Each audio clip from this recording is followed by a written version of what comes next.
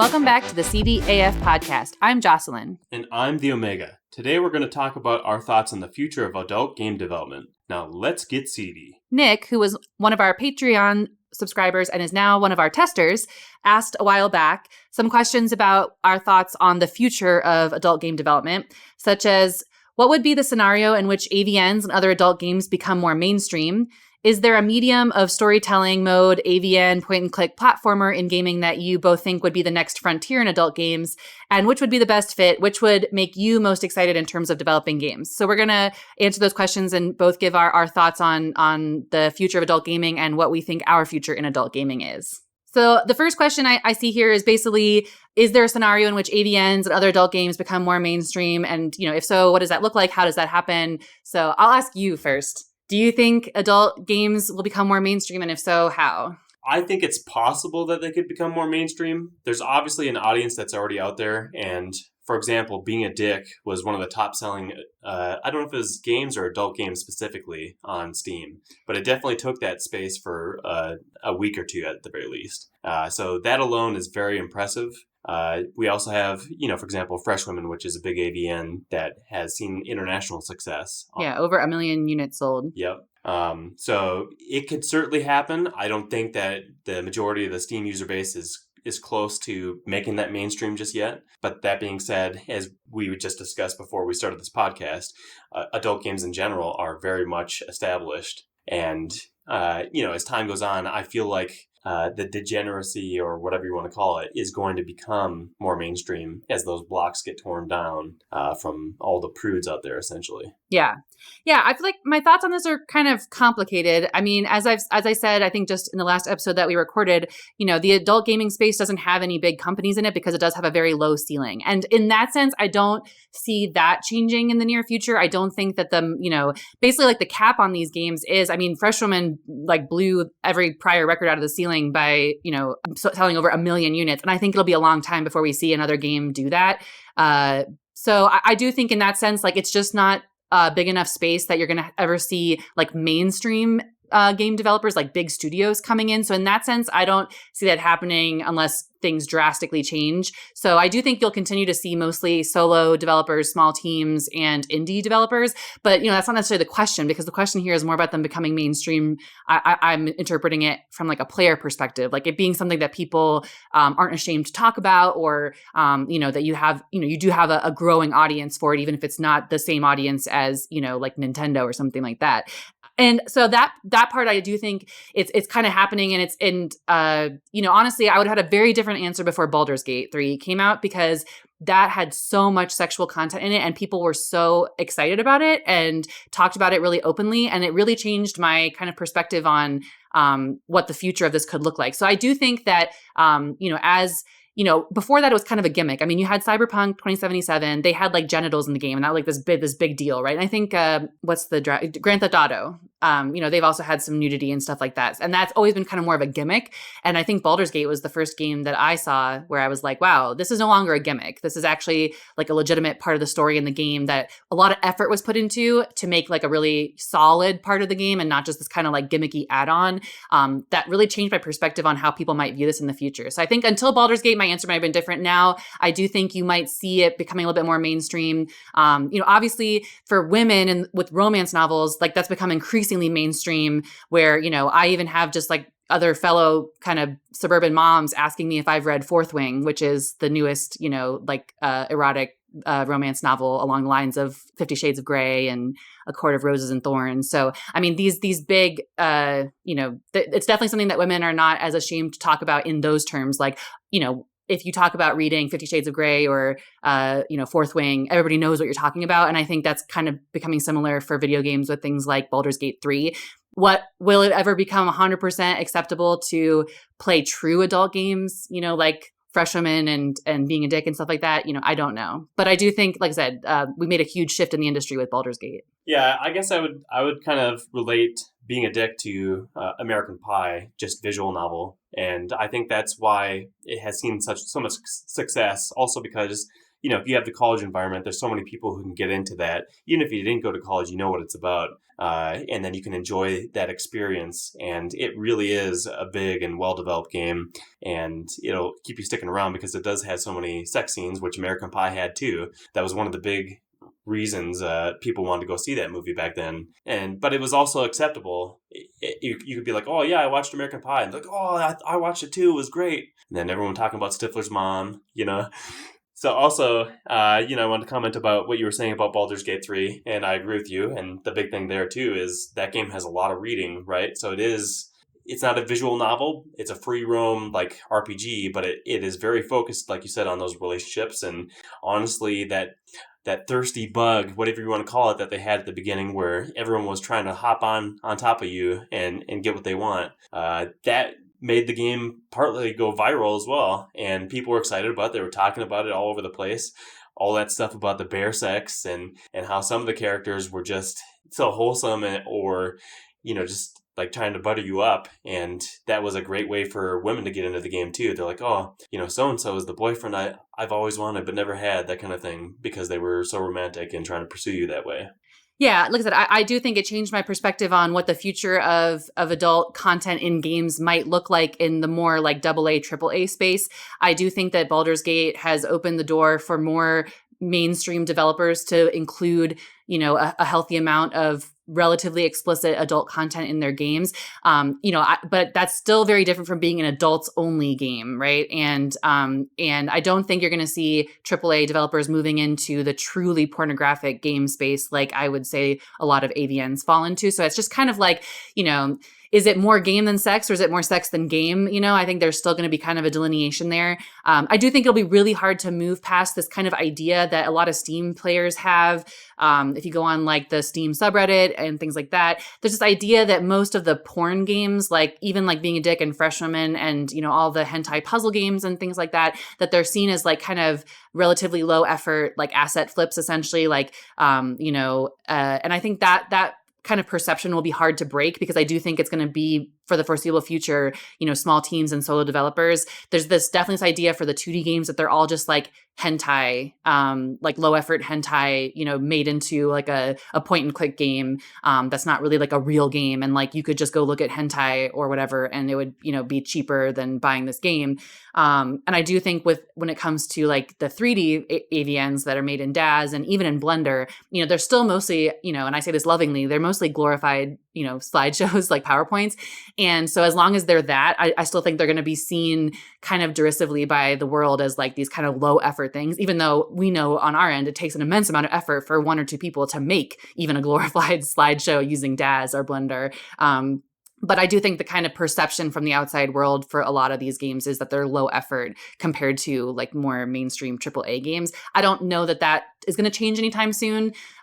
So in that sense, I don't think they're going to go mainstream. But I do think that we're starting to see this kind of, we're starting to see games that are platformers and other types of battle games that maybe are starting to bridge that gap where they're being made by indie developers. And I do think that's going to kind of bridge the gap between like, I don't think like the 2D hentai puzzle gotcha games are ever going to become super mainstream. And I don't think that 3D AVNs are going to become mainstream, but I do think there's a space where some of these games that are also incredibly lewd are going to be able to bridge that gap. Yeah, I agree with you. And I do think that it's going to be more acceptable in the gamer society for a game that's going to be more like a real game, like you're saying, to include those sexual or adult elements in it. And then eventually, maybe, like you were saying, maybe that threshold of how much adult content is in the games is going to grow over time. And this kind of bleeds into our next question. But essentially, there are games out there that are very successful that are not like an AVN or like a typical adult game where it does have free roam or they're still in development. And that's the plan, is to have free roam, but also a heavy emphasis on the adult content and the sexual content in the game. Yeah.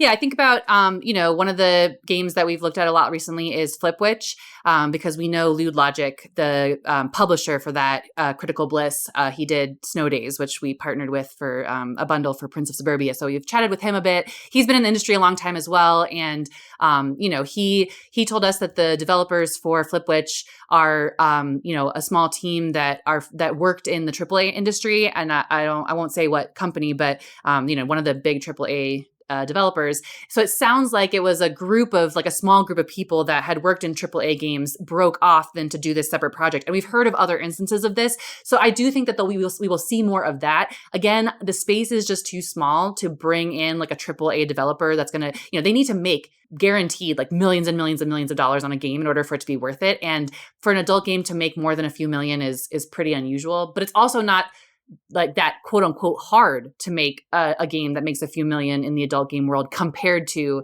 the AAA world. So I do think you're going to see more and more developers coming from that world, but making like breaking off and making smaller teams to make smaller games. But it's gonna increase the standard in our industry, and it is going to make it a little bit more, I think, acceptable for players to play these games, especially if they're public about that. Like, hey, this is a team from whatever AAA developer broke off to make this smaller game.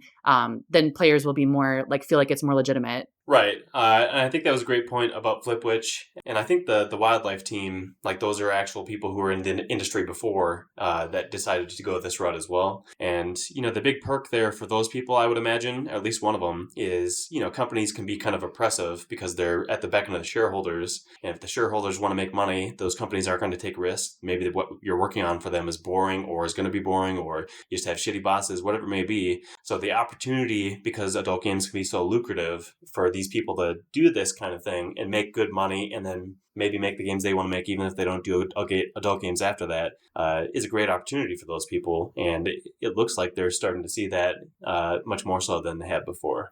Yeah, I think it's not a huge mystery that the barrier for entry to adult games is pretty low. It's just that the ceiling is also pretty low.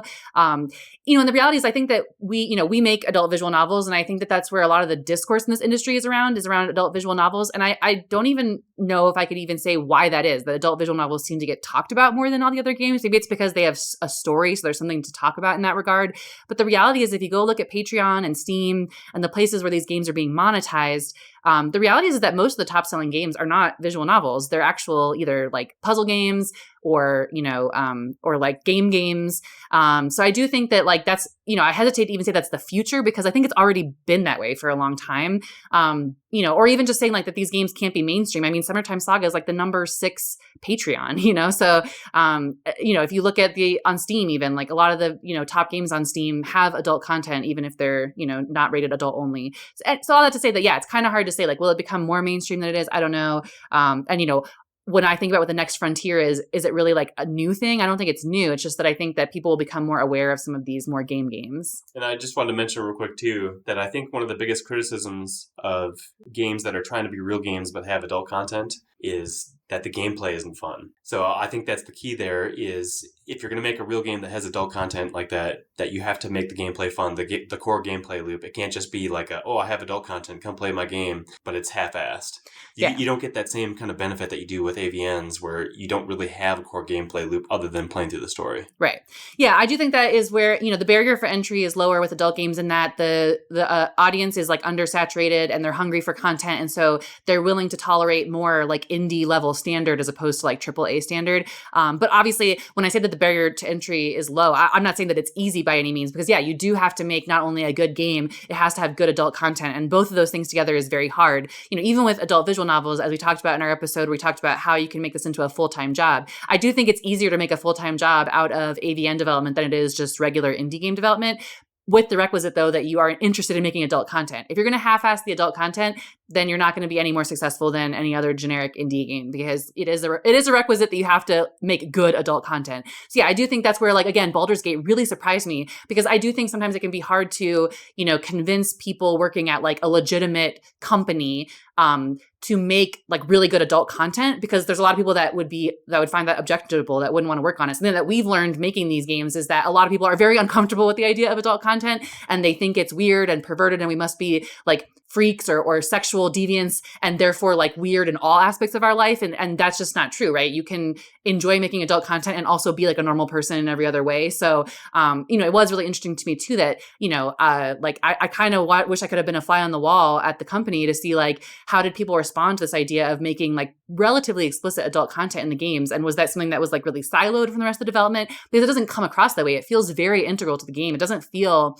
like something that's apart. And that's kind of new. So so, it definitely, to me, is, like I said, it opened my eyes a little bit to like, okay, there actually might be people out there that work in like the AA and AAA industry that are not uncomfortable with the idea of making adult content like a key part of their development process. I still don't think that means that we're going to have a ton of, AAA adult games, but, I do think that is like sometimes hard to find, is people that are willing to make both really good games and really good adult content. And one more thing I wanted to say is, it predates Baldur's Gate 3. The Witcher 3 also had some sex and, some focus on more adult content and lewd scenes like nudity and such. But, it partially went viral also because of their sex scene in there, and people were talking about it. And, those kind of games kind of paved the way for Baldur's Gate 3 Yeah, for sure. because they already opened that gate, essentially. Definitely. So as far as like what I see as the next frontier in adult games, we've kind of already touched on this, but like I said, I hesitate to act like this is new. It's certainly not new for there to be actual lewd games that have actual gameplay, but I do think you're seeing more people coming from the actual, real quote unquote adult or real game development space that are now making adult games. And so they're bringing that expertise into it. And yeah, that's, there's definitely, that market is even more undersaturated than adult visual novels, real games that are actually fun to play. Like, there's no shortage of real games with sex in them, but games that are actually fun to play, that are not just puzzle games or gotcha games, that are really just relying on the adult content to be the fun part, and everything else is pretty secondary. We're going to see more of that. Something that we've kept a really close eye on is this, is this overlap of adult content with real games. And the game that we've been watching really closely for multiple years now is Orc Massage, which is a game that I never hear anybody talk about, but is extremely successful on Steam. I mean, it's a small team from, I think, Taiwan, and they've made millions of dollars, and they make lots of money on Patreon as well. And it's not to disparage their game, because we know how hard game development is, but it's a relatively simple game as far as games go. It's a more advanced game as far as adult games go. But it's, I think sometimes, when we're talking, we kind of take for granted, like, for us, making an AVN was not a huge leap in terms of skills, because you were already a programmer. I was already a writer. The only part that we had to learn how to do was the art. But I do recognize that for a lot of people coming into the, adult visual novel space, they're having to learn everything at once. And so the idea of jumping into real game development and making like a real game, quote unquote, as much as you can call Orc Massage a real game, that is a much higher like barrier to entry. But I think for people like us, it wasn't a huge challenge for us to learn the skills necessary to do adult game development, because all we were learning was the art piece pretty much. So it doesn't seem like us to a huge leap to like a real engine like Unreal or Unity and making a real quote unquote game. So yeah, when I look at a game like Orc Massage that's relatively simple as far as games go, it does kind of boggle my mind that we don't see more of those, because again, it's not to disparage their game and say that it's crappy in any way. It's a very good game. It's just, again, it's relatively simple. I think a huge part of that too is, as we know and as you talked about, is that like Ren'Py, for example, it's not super complicated. In more context, my previous experiences in web development, not specifically game development. So there's differences there too. Obviously, game development, you're going to be like, if you're making a real game, you're going to focus on things like, how do I make my character move? We don't have the that physics and stuff like that. Yeah, we don't have that issue with AVNs, because we don't have like a free roam AVN where you're actually moving the character. So that's something that has to be taken into account for sure. Yeah, it's just, but speaking of that too, like, we do have there in the industry, there is a free roam AVN, which is House Party, which has done extremely well on Steam. It's definitely made millions of dollars. And again, it's just been really surprising to me that we haven't seen more developers go in this direction, because it is a direction that we've always planned on going into. It's just surprising to me that like basically only, it's still, even after all these years, we've been doing this since 2017, that only like one or two people, it feels like, have even tried to go in that direction. It is interesting to me. So I do think that, it would logically, I feel like you would see more people going in that direction, but I haven't seen it happen. We do have a few free roam games that are, like on Patreon, but they're not monetized on Steam, like Monster Grow Island and Breeders of Nephilim. So anyway, it's interesting to me that, that we haven't seen like a huge, as this industry becomes more mature and there's developers that have been in the space for, 5 years plus, that would in theory have the skills to kind of move on past Ren'Py. We just haven't seen a lot of that. Yeah, I guess, the thing that I'm kind of focusing on that for that is, with Ren'Py being a lower barrier to entry, like House Party, for example, was made in Unity. And then another big game, Wildlife, that we've mentioned previously, that's also made in a different engine that's even more difficult from what I hear, which is Unreal Engine. And the barrier to entry is much higher with that, I believe. Not saying that making AVNs where it just still renders is super easy, but maybe, easier for sure on the programming side. And maybe people gravitate towards it because you're able to come out with a product much sooner and maybe less risk as far as that goes. Whereas especially if you have no experience, like you were talking about, to hop right into one of those more difficult engines like that and make a real game sounds much more daunting. Yeah, for sure. It would be very hard to be like jumping into that. But like I said, it's kind of surprising to me that we don't see more developers moving into that space after they've made an AVN. But that said, the reality is you can make a full-time job out of just making AVNs. And so a lot of people just don't have interest in making something more complicated that would require more learning and work. And then they just want to stay in their comfort zone, which I respect. But it is interesting too, because there are definitely a lot of AVN developers out there that have been around for 5+ years that would have the funds to also hire parts of this out. But as we know, from our own experience too, like hiring out people is its own thing. Like it's not always fun to work with other people. And a lot of developers want to be solo developers because they just want to work by themselves. So I understand that too. So I do understand why so many, stay with RenPy, but it's just kind of interesting to me that we haven't seen. Like, I would also expect that some would want to move on and, maybe hire things out or learn new skills. So it's just interesting to me how many people stay in that comfort zone as opposed to like expanding. And as I'm thinking about it and speculating, I think another big thing with it is if they believe, these other developers, that they have the skills in Unity or Unreal Engine that they can also make a core gameplay loop that's going to be fun and successful, I would imagine one thought process also is maybe adult games don't even come onto their mind because they're like, well, I can make a real game that's going to be successful and make it big. For sure. Why would I even bother going into an adult content? Yeah, that is true. And I mean, I've talked to this with other aspiring developers that we've talked to about like the reality is that, yeah, the ceiling is higher in indie games, like regular indie games. You can make you can make a runaway success that makes $5-10 million. That's not going to happen in the adult game industry. It's just that like the regular indie game industry is so much more saturated that you have to really stand out in order to make millions of dollars. But, I've told you, I kind of have this like hot take, which is that even the indie game industry is pretty undersaturated when it comes to actual good, fun games. People are super hungry, especially Steam players who are like hobbyist gamers who play many hours of games every week. It's really clear to me that Steam gamers they want to play really fun games, and there's a shortage of really fun games. Otherwise, they wouldn't be asking all the time on Reddit for recommendations for games to play.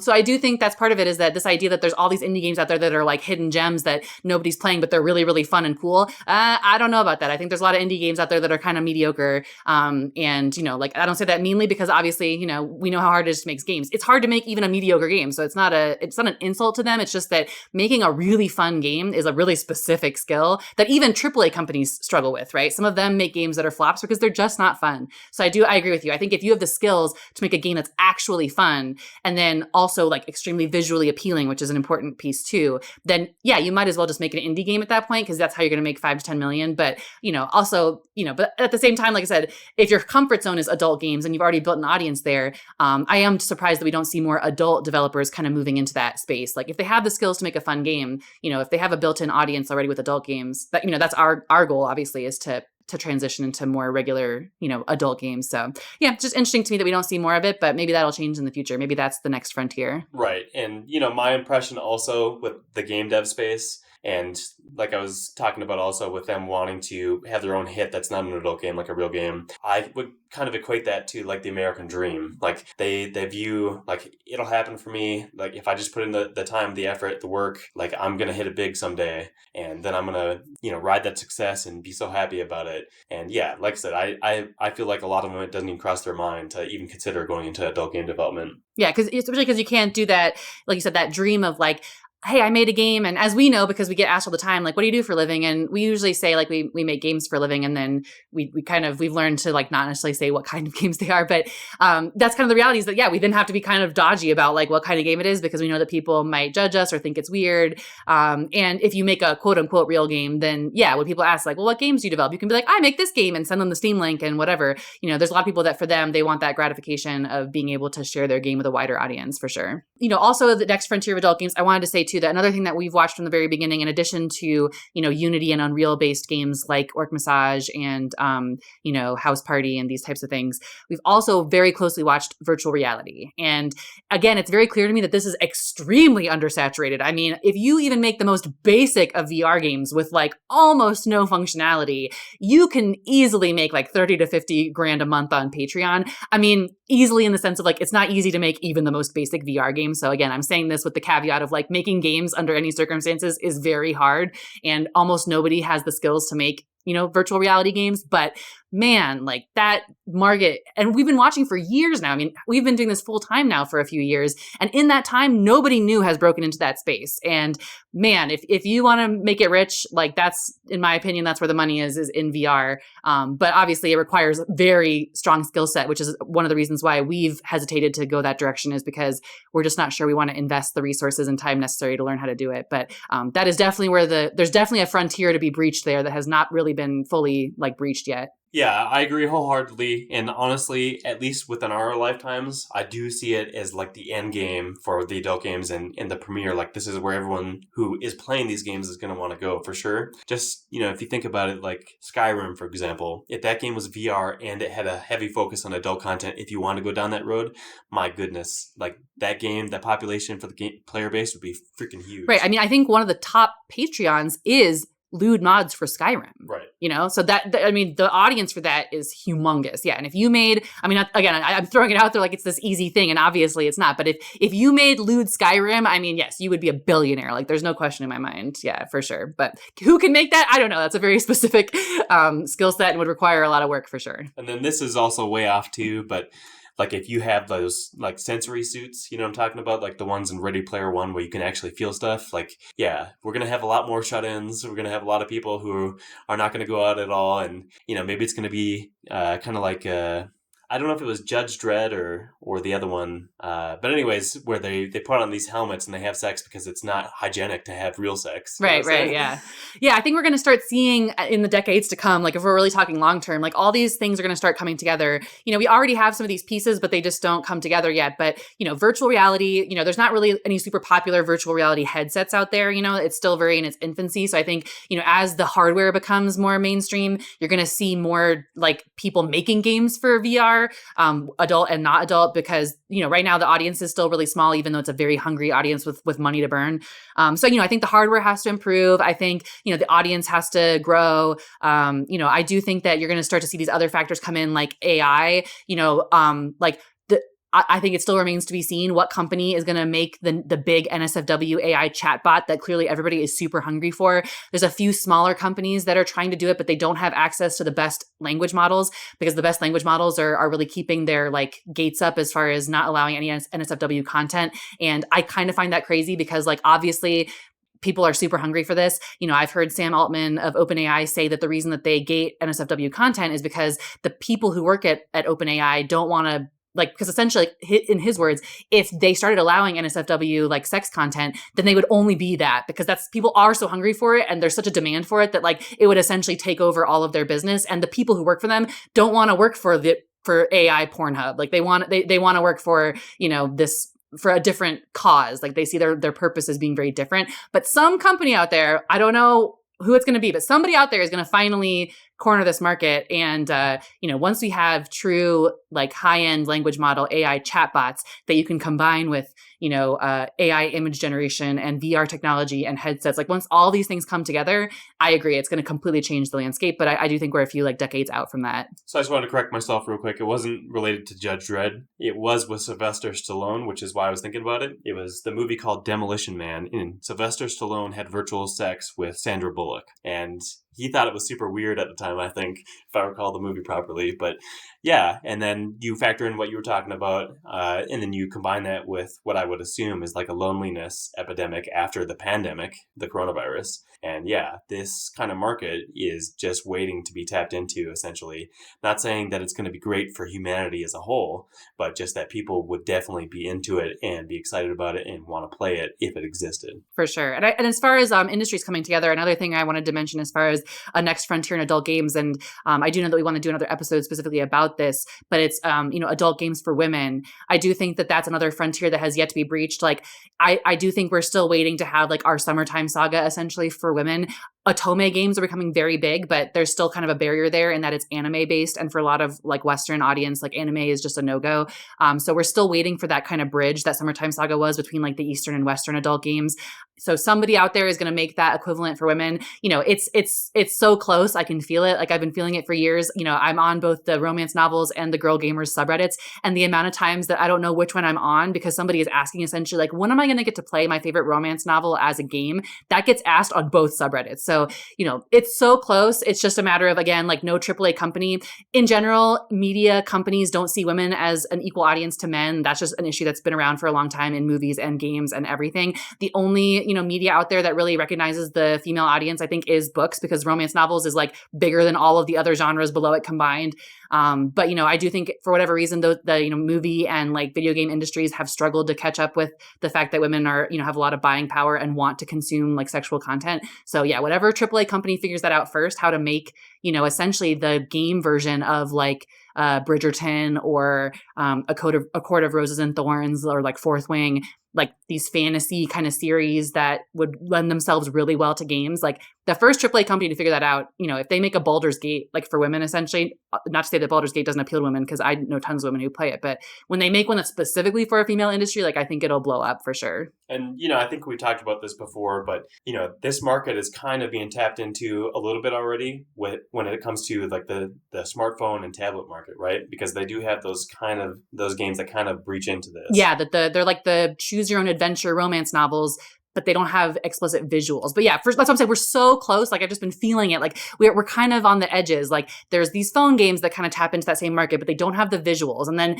romance novels are extremely explicit and, very popular. TikTok has, like made the romance novel market grow like even more than it already was. Like again, women are playing games like Baldur's Gate and, really excited about playing them. So yeah, we're just so close. It's just that like nobody has really figured out how to like bridge that gap or has tried to. I don't think anybody's really tried to, is the reality. Right, I agree with you. It's been like toes dipping into the water, not going full bore into it. And, kind of like we're getting at, I feel like maybe they feel like it's a risk to go full bore because maybe people will be put off by it. And if they invest all that money and it doesn't pan out, then they're screwed. But I also agree with you that it's just waiting. It's ripe.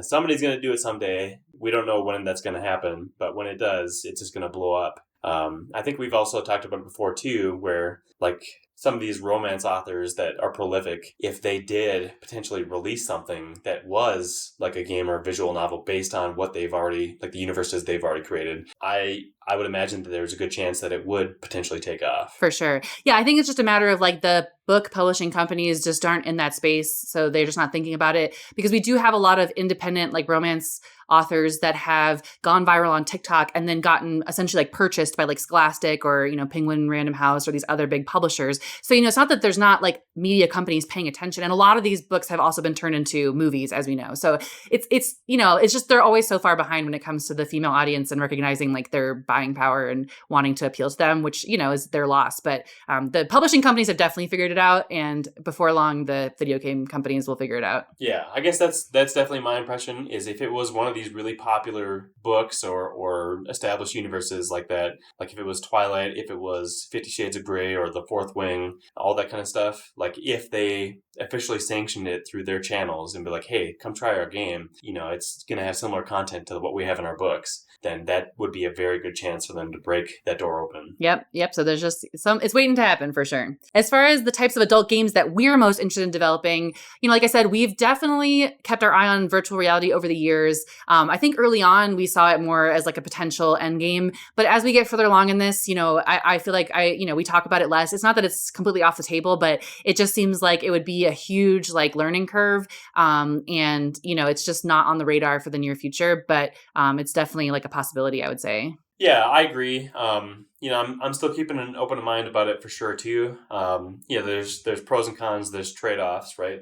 Like if we're gonna invest our time and effort and money into Unreal or Unity, and we're gonna try to make a real game where it's free roam, for example, like it's gonna have a lot of work, just like we would have to have a lot of work to invest time into learning VR and implementing that. Even if it's a game in VR that's not gonna be as in-depth by any means, there's still gonna be a lot we would have to learn on that end too. So it's really also, I think, in my opinion, just something like what road do we want to go down on? For sure. And the reality is that I think, yeah, you kind of have to pick one or the other for now. Because they would be very different types of games. If we make a free roam game in Unity or Unreal, then that's a particular skill set that we need to learn. And I don't just mean like the technology stack, but also like what goes into making a really fun gameplay loop and game design and things like that. Like the game design for a VR game versus, a free roam game even if you're using the same engine, the game design and the thought process behind it is very different. So I think that we kind of went back and forth, and for now we've kind of settled on that we want to make a more like gameplay oriented game. And, but after we've kind of done that one, if then maybe we would be interested in learning the skills for VR. But I do feel like there was a period of time where we were leaning more towards like learning what we needed to learn for VR next, as opposed to like a real game. But for whatever reason, I think we've settled on more of a game. Yeah, I think at least from my perspective, the allure of the VR games, kind of like we were hinting at here in the past, was just that's much more siloed because the expectations are much lower, like you were talking about. And my impression from a lot of these VR games that are out there that are successful, wildly so, is that a lot of it's based around certain sex scenes that are pre-programmed and animated, but the key factor that you have is that you can impact things as they're happening. Like, for example, like you can put your hands on the character's butt and make it jiggle, or the breasts, for example, and you have that VR headset on, so you're actually interacting with what's happening. Right. But other than that, my impression is a lot of the VR games out there don't really have much content aside from that. Right. There's not much gameplay. There's not much story. So yeah, if when we looked into going that route, it would be very much about learning about like the programming and the physics and that kind of stuff, and not so much like game design, but more like that technical side of it. Whereas with more of a game, we still get to kind of bring over more of our skills as far as like writing and game design and programming and things like that. I think more of them are going to transfer. Right. But I also think we would agree, much like how like the adult visual novel space has matured or is maturing. No, I wouldn't say it's matured yet. Like the expectations for VR games are certainly going to expand and grow as time goes on too. Like people aren't just going to be happy with what we just described as like a baseline and that's it for the game, I would assume in the future. For sure. Yeah. It has been surprising to me though that we've been watching it very closely for like 3 years now, like I said, and nothing has really changed in that 3 years. Like there's still people making them and they're making more of what they're already making. And I'm sure they're improving incrementally, but yeah, I don't feel like we've seen a lot of new players in that space, which is kind of surprising. But again, it just goes to show that like this, I think sometimes it's even harder than I understand it to be. So, it must be even harder than I'm imagining because yes, it seems like nobody has been able to break into that space, even though it's really ripe for it. Yeah, I think 2 games to really keep an eye on regarding this to see if they're able to like expand expectations are Operation Lovecraft Fallen Doll and Wildlife. When those games are both fully released on Steam and they both include VR and are made in these engines, it'll be very interesting to see how they're received by the gamers because they are going to include real gameplay and story. For sure. From what I've heard. And for us, aside from VR, we, for multiple years, I would say, we're really closely looking at doing a Unity game. I had kind of a hobby project with another female developer that was like a Unity-based project. So I got kind of a taste for what it's like to make a Unity game. Actually, and I had two side projects that were Unity-based games that neither one ever had a release. But yeah, through those 2 experiences, I got a good feel for what Unity is capable of. And I definitely became a lot more interested in making an adult game in Unity. But then last year, Unity had that big pricing scandal, and we had already been keeping an eye on Unity because there's a phrase in their terms of service that is kind of sketchy, in my opinion, about whether or not they truly allow adult content to be made with their engine. It's one of those things where they've never obviously enforced it. Otherwise, we would have heard about it. But the fact that it's in there skeeves me out because, they can choose to enforce that at any time. And it's very open-ended and I think could be applied, in kind of vague ways. And so, we're very paranoid about that kind of stuff as the adult game developers. Whereas, when we looked at Unreal's terms of service, they've been really clear and explicit about the fact that they basically are like, as long as what you're doing is not illegal in the country where you live, then you can do whatever you want with our engine, and that we're also not going to change our terms of service on you like without warning, and that you can always go keep using the engine version that you're using in order to maintain the old terms of service. And of course they can always change those things. So like we're not naive. We understand that corporations change this kind of stuff all the time, but I feel like Unreal has more of a reputation for upholding that and just basically, that's not their only source of income either, right? Whereas for Unity, like the engine is their only source of income. For Unreal, the engine is more of a side project. So anyway, over the past year, we've become much more focused on making an Unreal game next, which has meant making a totally different game than we were thinking about making before because they're very different engines. Right. And, we were so disappointed, obviously, with what happened with Unity, and I would assume all those other developers out there, too, because it was the most like robust as far as like all the tools and products out there that you can buy essentially on their market space to assist you with developing your game. And it was honestly the go-to. I'm sure they had the market share, at least for the most games that are created on their platform when you compare the other engines. But yeah, now I'm not saying Unreal is the less ideal choice. It's just gonna, as far as I understand, be more involved as far as like what you need to learn in order to make a game on it. Right. But, the kind of upside that we've seen is that there's very few games out there in the adult game space made in Unreal because it does have a higher, barrier to entry. But, that also means that, yeah, there's a lot of things that can be done with Unreal that can't be done with Unity that just aren't really being done in the adult game space because almost nobody's using Unreal. And even the games that are using Unreal, a lot of them are not really using it to its full potential, especially because a lot of them started with Unreal 4. And so they're not using Unreal 5. And so there's just a lot of things, that I think like are, I think that basically like the future is very bright for us wanting to make an Unreal game. And yes, it's not something that we're doing anytime soon because we definitely want to finish A Shot in the Dark and we want to make a DLC for Prince Suburbia. So this has, always been something that's very much like, just kind of a dream in our minds, and we're not putting a lot of practical work into it right now. But I do see that we've definitely agreed that we don't want to make another adult visual novel right away because it's very intensive to make these story-based games. And, we're just ready to take a break from that and do a more gameplay-based game. Yeah, the other thing I want to say too about Unreal Engine that I am excited about and that we've seen as we looked at some of the stuff is the lighting system with Unreal Engine 5 that looks amazing. So I'm excited to work with that. And just by nature of the game, the way that it's set up, or the engine, is it caters to free roam games like we've talked about too. And it also has a great physics system already set in place that's native to the engine. So that kind of takes a lot of that process out of it when you get into it too. So I'm excited to dive into that when we do get to it. Like you said, we have a long ways to go still before we get there, but it's going to be fun. And I'm also excited to make it for multiple platforms, just like we did with the AVNs. Exactly. And then I'll also say too, that, like I said, still have an open mind about VR games. We don't know exactly what the future is going to hold. Things could change. The market could change. You always just have to keep your eye on it as a game developer. Just like if you're developing for a company, you have to look at the newest technologies. You have to keep an eye as a game developer to make sure that you're trending towards what's going to be successful or has the potential for success. Right. And I think something that has changed for us too over the years is our perspective on how much we want to hire out and how much we want to do ourselves. I think that if we still were very focused on hiring out a lot of stuff and scaling in a more, with more people, that VR would probably still have been on our radar more. But the reality is I don't think either of us are super interested in learning everything that it takes to do VR development. And so it would require hiring out. And so we've become less interested in that as time goes on. If we met somebody really cool that was super interested in VR and we loved working with them, that might change our perspective again. Whereas with Unreal, I think we've looked at it as obviously there's still potential to hire things out, but that we feel capable of making a good game in Unreal, just the two of us, which we've decided is kind of a requirement for us, is that we need to be able to do everything ourselves. And if we're able to hire things out, great, but we don't count on that anymore. So I do think that has changed our perspective as well. And, there's obviously ignorance here on my part, but my impression too is that if you do make one of these games in Unreal Engine, for example, and it's free roam like this 3D, that you can always, if you really want to, retroactively add VR. And yes, you're not going to have the systems in place that were preparing for that initially, but you could potentially do that as well. Right. Yeah. The one thing along those lines of that I was really surprised to learn is that most VR games are made in Unity.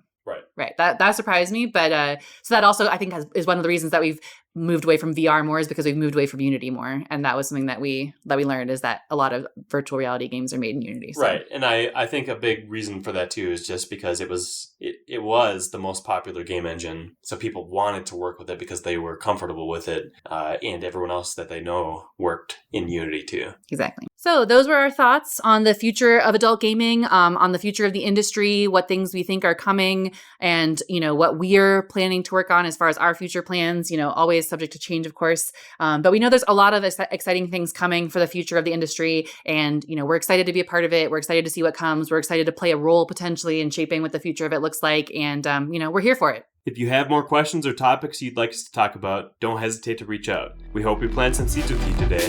See you next time. Bye.